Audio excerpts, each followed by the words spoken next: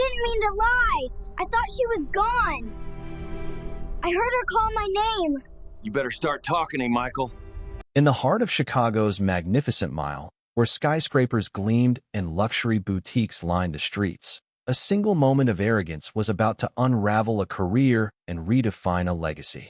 Eleanor Thompson, a 50-year-old black woman with a quiet confidence and a navy-tailored coat, stepped into the flagship store of Emerald Elegance, a jewelry empire she had built from nothing. The store manager, Catherine Harper, had no idea who she was dealing with when she sneered, "Get out of my store."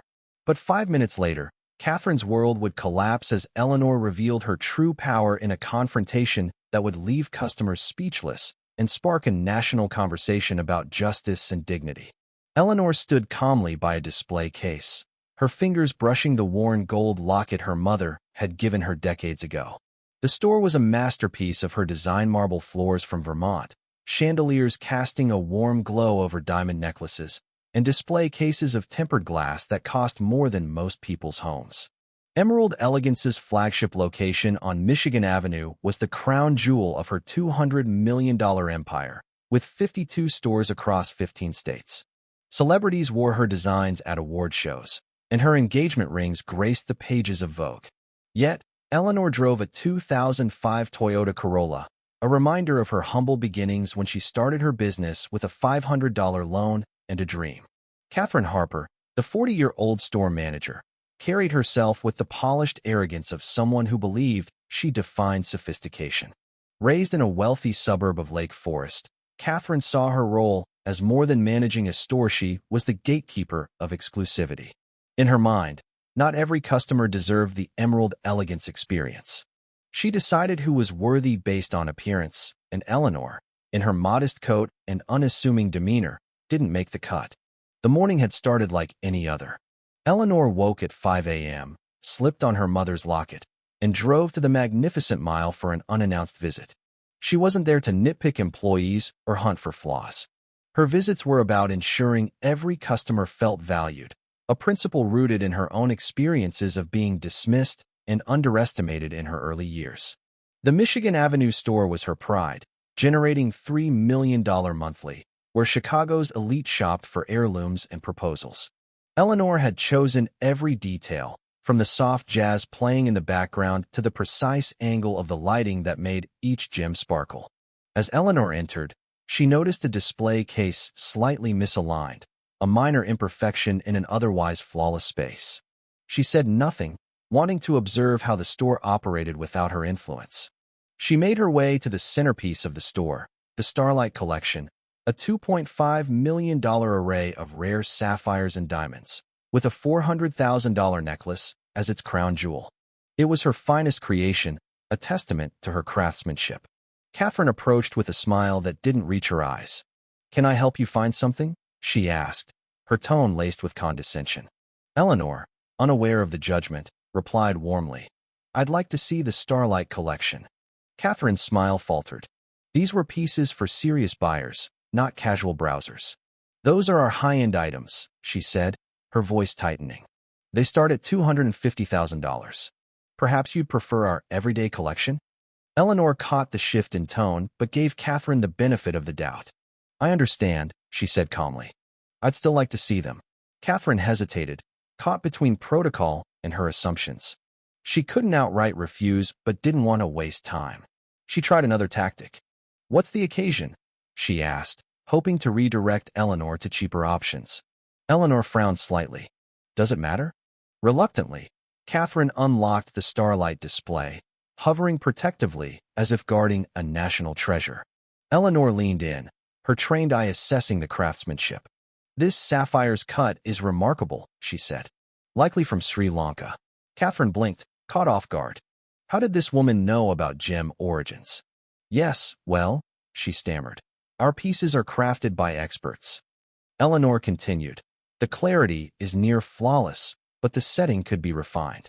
The prongs are slightly uneven." Catherine's face hardened. No one criticized her store's quality, especially not someone she'd pegged as an outsider. "Our jewelers are the best in the industry," she snapped. Before Eleanor could respond, the front door chimed, and in walked Mr. and Mrs. Whitmore, a wealthy white couple in their 60s, regular clients with a taste for extravagance. Catherine's demeanor transformed. She abandoned Eleanor mid-conversation, rushing to the Whitmores with a beaming smile. Mr. and Mrs. Whitmore, what a pleasure. Are you looking for something special for your gala? Eleanor stood alone by the open display, ignored. She overheard Catherine's next words, and they hit like a punch. Sorry for the delay, Catherine said, glancing at Eleanor. We get all sorts wandering in here. The word stung. In 25 years of building her empire, Eleanor had faced prejudice, but never in her own store, from someone she paid to uphold her values. Across the room, 24-year-old sales associate Lily Carter noticed the exchange. Raised to treat everyone with kindness, Lily approached Eleanor. Ma'am, can I assist you? Before Eleanor could answer, Catherine shot Lily a glare. Lily, organize the inventory in the back. Now, Lily hesitated, but Eleanor smiled gently. It's fine, dear. I'll wait. For 20 minutes, Eleanor stood by the Starlight collection, watching Catherine lavish attention on the Whitmores offering them champagne, pulling out velvet chairs, showcasing piece after piece with enthusiasm. Eleanor, meanwhile, was invisible. Finally, she'd had enough. She approached Catherine, who was still fawning over the Whitmores, and said politely, Excuse me, I'm still interested in the Starlight necklace. Catherine turned, her face a mask of irritation. Look, those pieces require a significant financial commitment. Perhaps you'd be more comfortable in our budget section. The budget section items under $600. Eleanor's jaw tightened, but her voice remained steady. I'd like to purchase the $400,000 necklace. Catherine laughed, a sharp, mocking sound. I'll need proof of funds first. Credit cards, bank statements, something to show you can afford it. Eleanor glanced at the Whitmores, who hadn't been asked for any such proof despite handling pieces of equal value. Is this standard for all customers? She asked. Catherine lied smoothly. For purchases of this size, yes. But Eleanor had seen enough. Catherine's disdain reached its peak. Get out, she spat. You don't belong here. You're probably here to steal it. The store fell silent. Customers paused, employees froze, and the soft jazz seemed to fade. Eleanor met Catherine's gaze, her voice low but firm. I'm not leaving. The tension was electric. If you were Eleanor, would you walk away to avoid a scene, or stand your ground to demand respect? The question hung in the air as the confrontation escalated. Catherine's face reddened. You heard me. Get out, or I'll call security. Eleanor's eyes blazed with a controlled fury. You've treated me differently since I walked in, she said. Catherine crossed her arms. I treat everyone by store standards. Eleanor gestured to the Whitmores, sipping champagne. Your standards seem to depend on skin color. The accusation hit like a thunderclap. Catherine's voice rose to a shriek. That's outrageous. Leave now. But Eleanor stood firm. I'm not going anywhere until I speak to your manager. Catherine puffed up with arrogance. I am the manager. This is my store. Eleanor's expression shifted, a quiet menace in her eyes. Your store? Catherine doubled down, oblivious to the danger. Yes, my store. I decide who gets served. Eleanor straightened, every inch the titan she was. You've decided I don't deserve service. Let's see about that. She pulled out her phone, her hands steady despite the rage simmering beneath her calm exterior. Customers began recording, sensing a storm brewing. The Whitmores watched, intrigued. Lily, behind the counter, clutched her phone, her face pale. Assistant manager Daniel Brooks, 28, and security guard Marcus Reed, 47, exchanged worried glances. You're recording this? Catherine screamed, hysterical. I'm not recording, Eleanor said, her voice cutting through the chaos. I'm calling my board of directors. Catherine froze. You're what? Eleanor dialed a number, her tone crisp and authoritative. Rebecca, it's Eleanor Thompson. Emergency board meeting. Now. The name Eleanor Thompson sparked a flicker of recognition in Catherine's mind, but panic clouded her thoughts. Lily, scrolling frantically on her phone, gasped as she pulled up the company newsletter. There, on the front page, was Eleanor's photo under the headline, CEO Spotlight, Crafting Dreams, one store at a time. Daniel's face drained of color as he realized who they were dealing with. Marcus, standing by the door, shook his head, sensing the end of Catherine's reign. Eleanor continued her call, her voice carrying through the silent store. I'm at the Michigan Avenue location. We have a serious problem. The phrase Michigan Avenue location dripped with ownership. Conference the entire board, she instructed. This can't wait. Customers recorded every word, and the Whitmores edged closer, captivated. Lily showed Daniel her phone, confirming Eleanor's identity. Catherine's mouth opened, but no words came. There's been a violation of company policy, Eleanor said, her eyes locked on Catherine. Discrimination, harassment, a complete betrayal of our values. Each word hit Catherine like a blow. She stammered, Who are you calling? Eleanor's smile was sharp.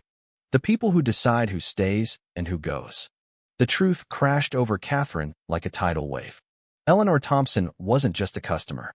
She was the founder and CEO of Emerald Elegance, the woman who owned every store, every display, every gem in the building. Catherine had tried to throw out the one person with the power to end her career. Oh my God, Lily whispered, her voice trembling. Daniel tried to intervene. Catherine, stop talking, he urged, but Catherine, oblivious, snapped. What are you all staring at? Eleanor ended her call, slipping her phone into her purse with a calm that belied the storm she'd unleashed. Catherine, she said, her voice steady but commanding. What do you know about Emerald Elegance's founding principles? Catherine, flustered, saw Eleanor pull out a business card. Eleanor Thompson, founder and chief executive officer, it read. Catherine's hands shook as she stared at the card, her world collapsing. This can't be, Eleanor's voice cut through. Can't be what? Successful? Wealthy? The owner of the store you claim is yours. The weight of her actions hit Catherine. She had discriminated against her own CEO, violated every value the company stood for, and done it in front of witnesses and cameras. Tears streamed down her face as her composure shattered. I didn't know, she sobbed. I didn't mean. Eleanor's gaze was unrelenting. You meant every word, every assumption. The Whitmores, embarrassed, quietly left the store. Other customers kept recording, capturing a moment of raw justice. Eleanor turned to her employees, her voice carrying the weight of her authority. Daniel, she said to the assistant manager, you tried to stop this. You saw it was wrong and acted. Daniel nodded, stunned. Lily, you showed kindness to a customer being ignored. You embody what this company stands for. Lily's eyes welled with tears of gratitude. Marcus, you questioned orders that felt wrong. Your judgment saved you. Then she faced Catherine, her voice heavy with disappointment. And you? You violated every principle I built this company on. Clear out your desk. You're done here. Catherine collapsed, sobbing. Please, I have a family, a mortgage. I was protecting the store's reputation. Eleanor's eyes softened, but only slightly. Whose reputation? The store's or your own biases? Catherine begged, I'll change. I'll do better. But Eleanor was unmoved. You had 20 minutes to do better. You chose not to. The cameras had recorded everything, every slight, every insult, every moment of Catherine's prejudice. There was no defense, no excuse. Eleanor turned to her team. Daniel, you're the manager now. Lily, you're assistant manager. Marcus, you're getting a raise and a commendation. In less than an hour, Catherine had lost everything, while 3 employees who acted with integrity were rewarded. It was a lesson in consequences, a testament to the power of doing right. Catherine gathered her belongings, her mascara-streaked face a shadow of her former confidence. Eleanor, please, she pleaded. One mistake shouldn't ruin my life. Eleanor's gaze was steady. This wasn't one mistake, Catherine. It was a choice to act on prejudice. You can't train that away. Catherine sank into a chair, the same one she'd offered the Whitmores, but not Eleanor. The irony was palpable. Eleanor addressed the customers. This is not what Emerald Elegance stands for. This will never happen again in my stores. An elderly man stepped forward. Ma'am, your grace under pressure was remarkable. You've built something extraordinary. Eleanor nodded. Thank you, but I'm only as strong as the people who represent my company. As Catherine left, carrying a box of her things, the store resumed operations. Eleanor stayed until closing, personally assisting customers, an elderly couple picking an anniversary gift, a young man choosing an engagement ring, a teenager buying a modest pendant. Each interaction was a masterclass in dignity. Word spread through Chicago's business district. drawing curious store owners and a local news reporter, Maya Johnson. Miss Thompson, Maya began. These videos have millions of views. What's your message? Eleanor replied. Discrimination isn't just the obvious acts. It's the subtle ways people are made to feel less than. We prevent it by building a culture where every customer is valued. When asked if she was too harsh on Catherine, Eleanor said she had every chance to choose differently. She didn't.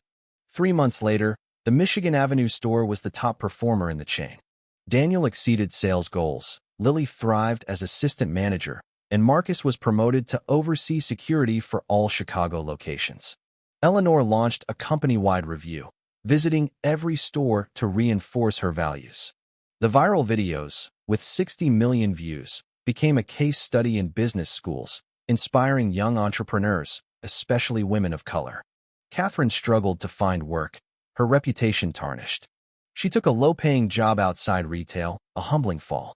Eleanor, meanwhile, continued driving her Corolla, wearing her mother's locket, and building spaces where everyone belonged.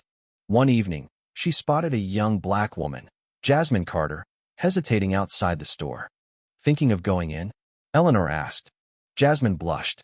I can't afford anything in there. Eleanor smiled. The most expensive thing in that store is the assumption you don't belong. I'm Eleanor Thompson, the owner. Come in, let me show you around. Inside, Daniel greeted Jasmine with warmth, showing her affordable pieces with the same care given to high-end clients. Eleanor watched, touching her locket, knowing this was her true success, not wealth, but a world where no one felt unwelcome. The store buzzed with customers, all treated with equal respect. The Starlight collection sparkled, the display cases perfectly aligned, and Eleanor's vision was restored. What do you think about Eleanor's response to injustice? Was she right to fire Catherine, or should she have offered a second chance? Share your thoughts in the comments, especially on how we confront prejudice and unfairness in our lives. Your perspective matters. Let's start a conversation.